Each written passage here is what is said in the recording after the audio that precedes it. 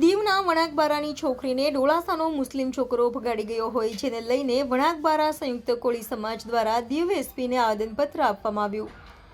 કેન્દ્ર શાસિત પ્રદેશ દીવ ખાતે આવેલા વણાકબારા સંયુક્ત કોળી સમાજના હેઠળ આવેલ વડીશેરી કોળી સમાજની એક છોકરી અંજલિબેન ધનજીભાઈ સોલંકીને ડોળાસાથી માછલીના વ્યાપાર અર્થે આવતો મુસ્લિમ છોકરો અલ્તાફ અંજલિને બહેલાવી અને તેને પ્રેમજાળમાં ફસાવી ભગાડી ગયો હોય તે બાબતે વણાકબારા સંયુક્ત કોળી સમાજના હોદ્દેદારો અને સભ્યોએ આજે દીવ એસપી સચિન યાદવને મળી આવેદનપત્ર પાઠવ્યું હતું અને વહેલી તકે અંજલિને વણાકબારા તેમના ઘરે પરત લઈ આવે તેવું જણાવ્યું હતું.